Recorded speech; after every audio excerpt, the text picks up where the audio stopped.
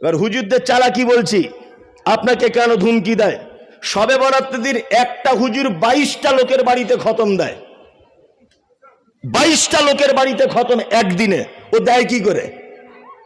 ও দেয় কি করে? ওকে যখন আপনি ধরতে যাবেন, কি ব্যাপার, মুমতাজুল সাহেব তো বলে গেছে 10 ঘন্টা লাগে কোরআন খতম করতে, আর আপনার 4 মিনিটে খতম হয়ে গেল। কারণ কি? ও তখন চালাকি করে বলে, আগে থেকে 28 পারা পড়া ছিল, তুমি কি কোরআনের কন্ট্রাক্টর না তুমি ঠিকাদার? তার মানে মিথ্যুক। ও মিথ্যুক, ওই আপনাকে সঠিকটা বলতে চাইছে না। ও সবার বাড়িতে মিলাদ করে করে বেড়ায়, ওর বাড়িতে মিলাদ হয় না কেন? সবার বাপ মা মরে গেলে ও বাড়িতে গিয়ে অনুষ্ঠান করে, কোরআন পড়ে, তা ওর বাপের জন্য কোরআন পড়বে কখন? আপনার বউ যখন অসুস্থ হুজুর তাবিজ দেয়, আর হুজুরের বউ অসুস্থ হলে প্লেনে করে সিঙ্গাপুরে যায়। এ কেমন অবস্থা? এটাও জানতে হবে। ওই জন্য আমি বলি, বই পড়লে জ্ঞান বৃদ্ধি পায়, সব লেখকের বই নয়। বইটা পড়ার আগে দেখতে হবে লেখকের যোগ্যতা কতটা, বইটা পড়ার আগে দেখতে হবে লেখকের মান কতটা। এটা যাচাই বাছাই করে তবে পড়তে হবে। বক্তব্য আপনি শুনবেন, মোবাইলে অজস্র বক্তার বক্তব্য, সমস্যা নেই, লক্ষ লক্ষ বাঙালি বক্তার বক্তব্য চলছে। আপনি যার তার একটা বক্তব্য শুনে নিলেন, বিভ্রান্তি ছড়িয়ে দিলেন, না, এটা নয়। তাহলে আমরা এতটুকু জিনিস এতক্ষণ পর্যন্ত আলোচনায় বুঝলাম, আমলে সলেহ, ভালো আমল করতে গেলে যাচাই বাছাই করে করব ইনশাআল্লাহ, ইনশাআল্লাহ, ইনশাআল্লাহ। তবে একটা কথা বলি, যাচাই বাছাই করাও মুশকিল। মানে সমাজ ব্যবস্থাটা এমন করে বানিয়েছে, আপনি যখন ইমাম সাহেবকে বলতে যাচ্ছেন, ইমাম সাহেব এটা তো হাদিসে নাই, ও এক চান্সে তখন বলছে, তুমি বাংলা পড়া ছেলে, তুমি কি বুঝো থেকে? হাদিস কোরআন বুঝে না, বাংলা পড়ো, তুমি হাদিস কোরআন বুঝো, যা বলছি তাই শোনো। এই যে বলে দিল, এই বলে দিল মানে ওরও মাথায় ঢুকে গেল, সত্যি তো আমি মাদ্রাসায় পড়া ছাত্র না, তার মানে আমার ভালো মন্দ যাচাই বাছাই করার ক্ষমতাও নাই। ছোট্ট একটা গল্প বলি, গল্পটা প্রচুর জ্ঞান আছে, হাসিও লাগতে পারে, তবে হাসবেন না। আমি হাসানোর জন্য উদ্দেশ্য করে বলছি না, আমি এটা বলছি কেন, গল্পের মাধ্যমেও কিছু জ্ঞান আছে, এই জন্য বলছি। একটা লোক আমেরিকায় থাকে, আমেরিকায়, বুঝলেন, ফটফট করে শুধু ইংলিশে কথা বলে, মানে যা হয় আর কি, মানে কি ছিনু আর কি হনু, ইংলিশে কথা বলে। তা 40 বছর পরে আমেরিকা থেকে বাড়ি এসছে, আপনাদের গ্রামে বাড়ি ধরে নেন। এখন বাড়ি এসে ওর খুব ইচ্ছা হয়েছে যে বাড়িতে এখন রিটায়ার করে এসেছি, কাজবাজ কিছু নেই, বয়স হয়ে গেছে, তা একটা গরু কিনি, জায়গা জমি আছে, ওখানে গিয়ে বাঁধবো আর তার একটু দুধ টুধ পান করব। এই জন্য সকালবেলা 50,000 টাকার একটা বান্ডিল নিয়ে ও মেমারির কোনো একটা গরুর হাটে ও গরু কিনতে যাচ্ছে। রাস্তাতে ওর বন্ধু শফিকুলের সাথেও দেখা। শফিকুল বলছে, আরে খান সাহেব যাচ্ছেন কোথায়? তা বলছে, এতদিন তো আমেরিকায় ছিলাম, সুখের জীবন যাপন করলাম, বাড়ি এসে মনে হলো একটু পাটা ছাড়াতে হবে, মর্নিং অফ করতে হয়, তাই এই গরুটা নিয়ে একটু বাগানের দিকে ঘুরবো, একটু দুধও খাওয়া হবে ভালো। তখন ওর বন্ধু শফিকুল বলছে, তুমি যে গরু কিনতে যাচ্ছ, গরু চেনো তো? তুমি গরু চেনো তো? বলছে, গরু চিনবো না, খাবার কোথায় গেলে, আমি গরু চিনবো না। বলছে, ঠিক আছে যাও। তখন শফিকুল বলছে, তারপরেও বলে দিচ্ছি, কেনার সময় লেজ তুলে দেখে কিনো, না তো বিপদে পড়ে যাবে।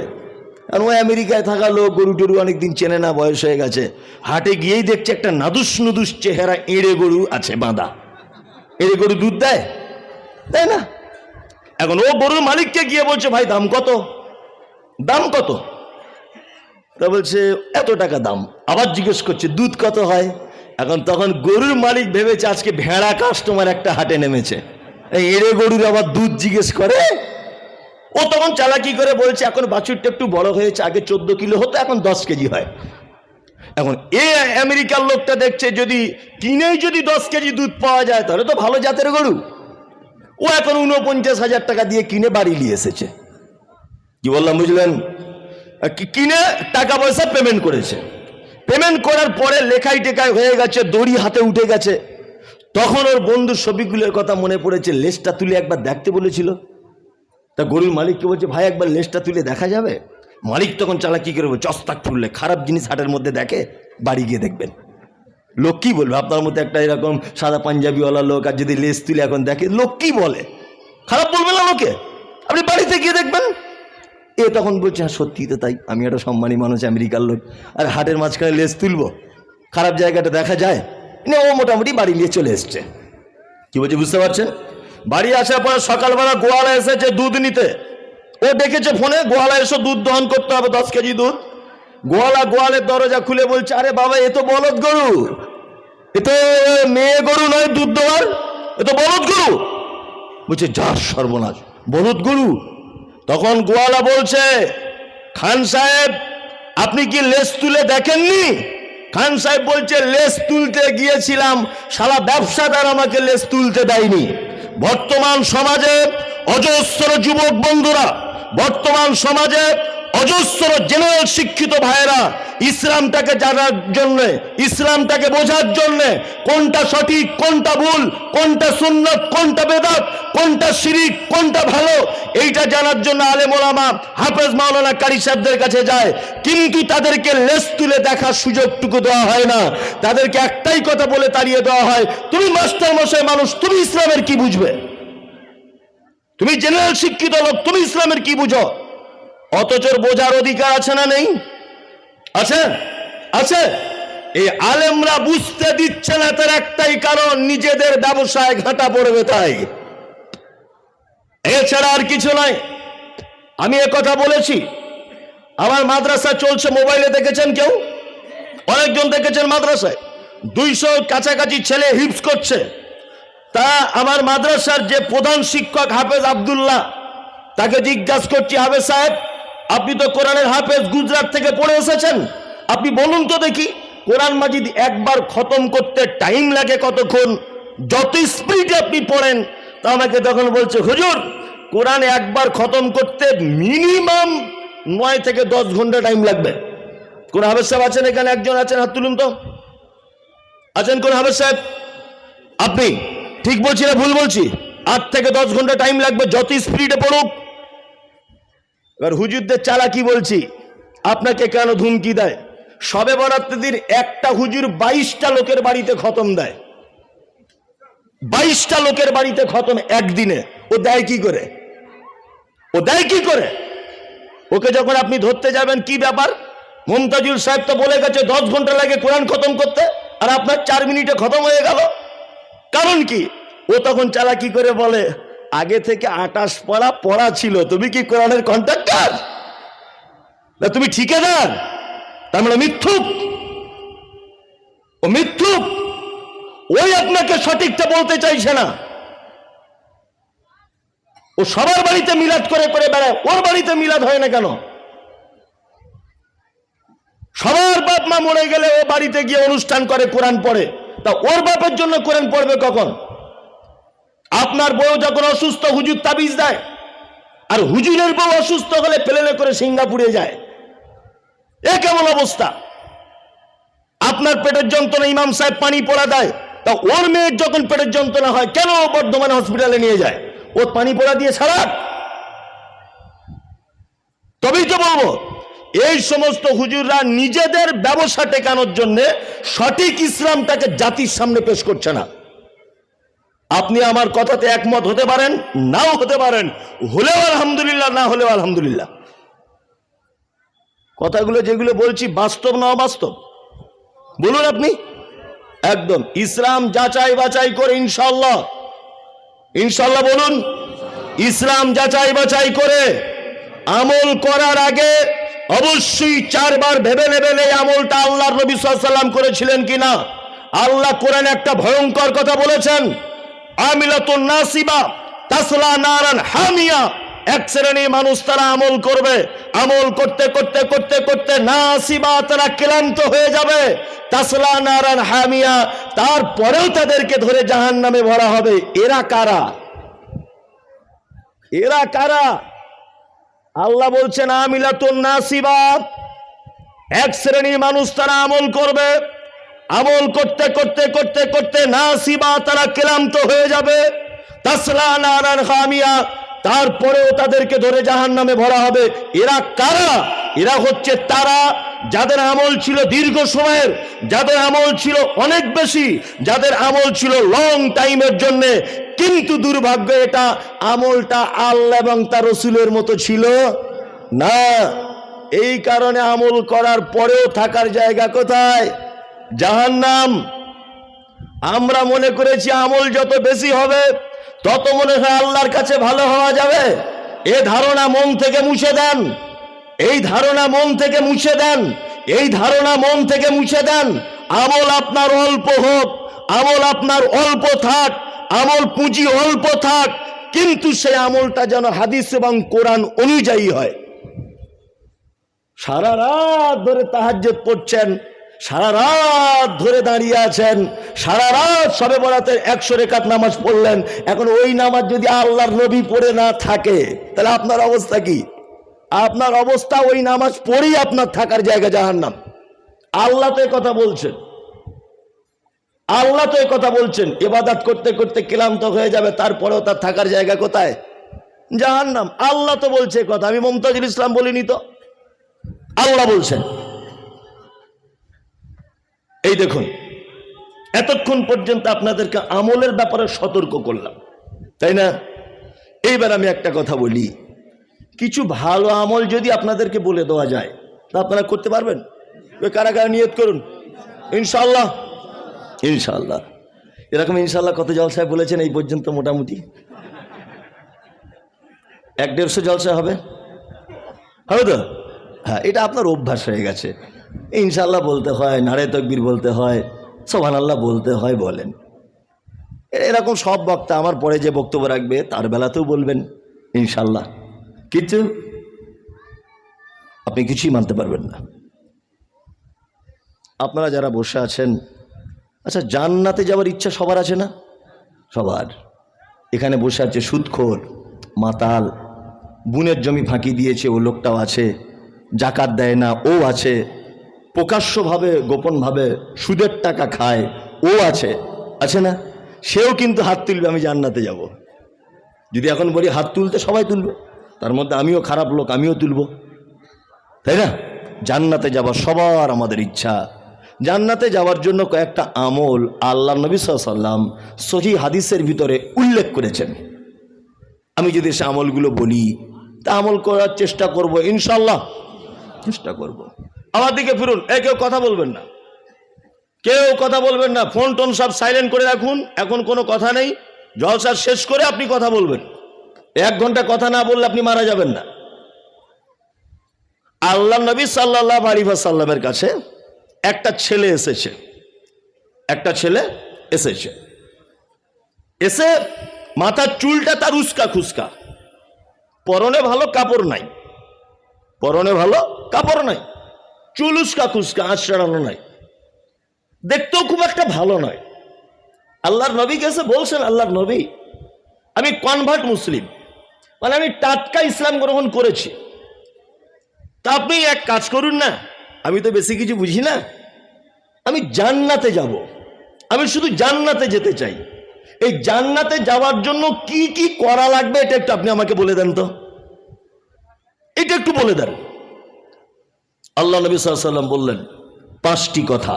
কটি? 5টি।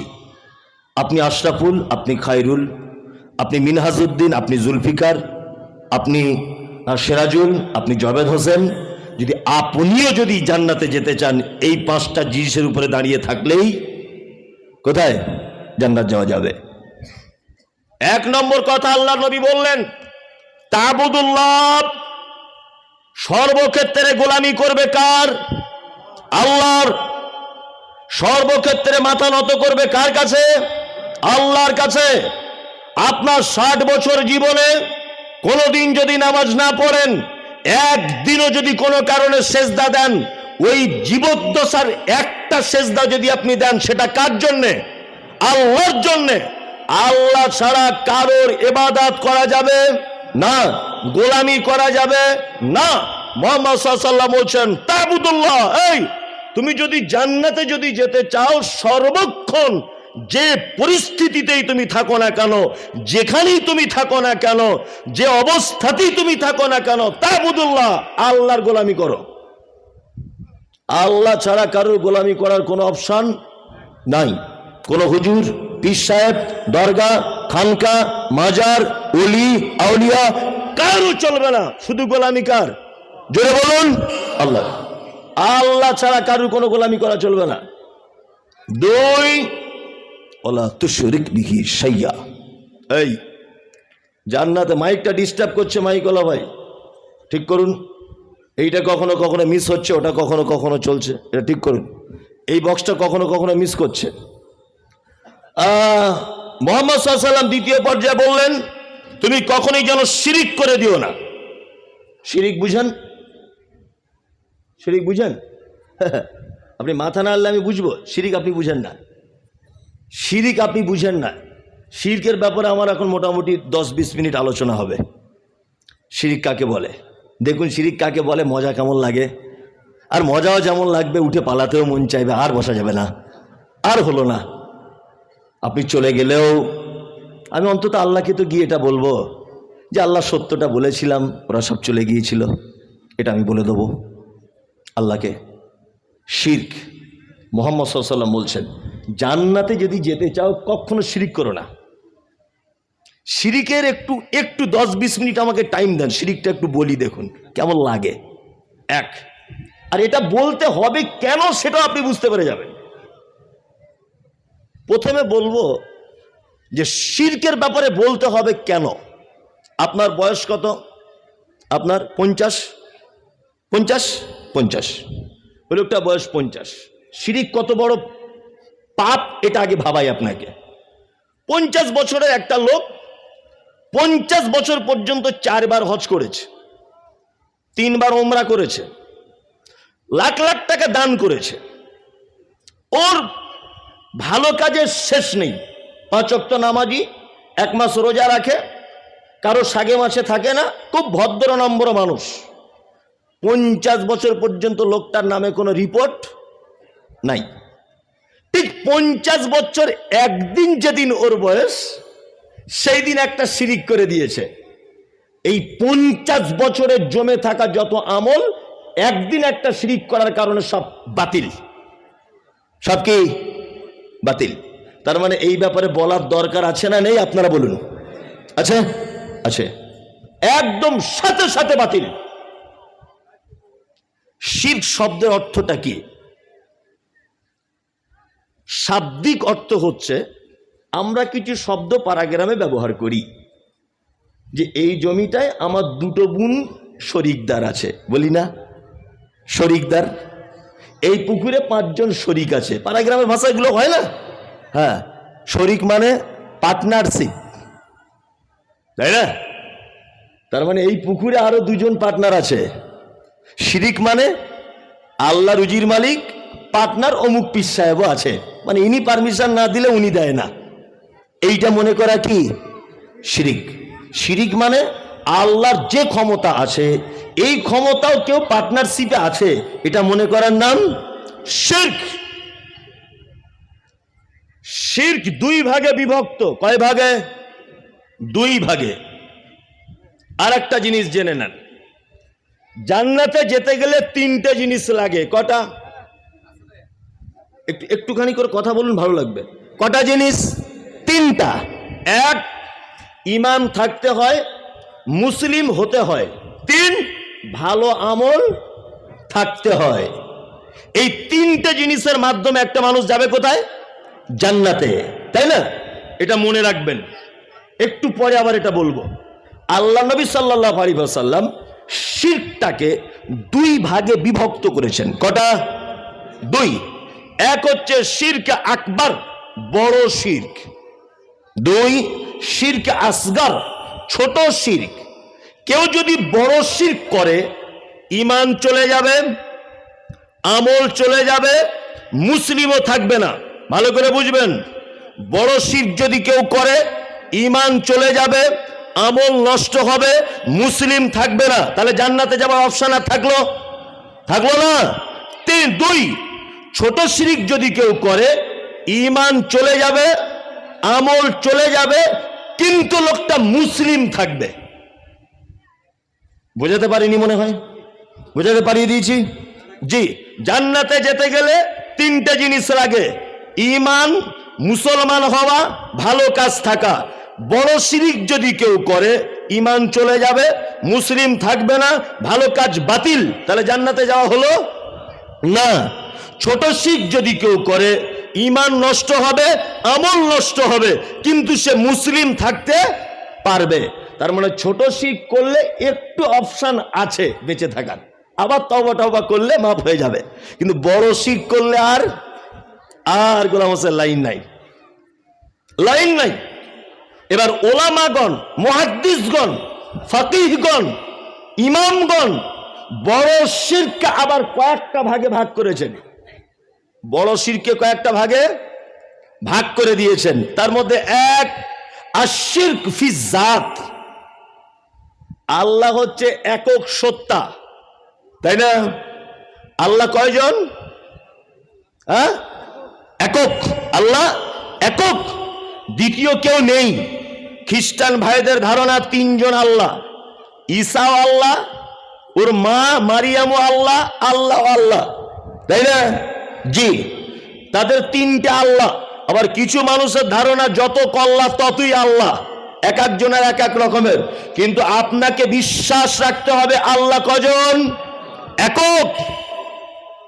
মনে থাকবে, কেউ যদি মনে করে আল্লাহ দুইজন, শিরকে আকবার, তাহলে নিজের স্রষ্টার উপরে এই বিশ্বাস স্থাপন করতে হবে আমাদের স্রষ্টা কয়জন? একক।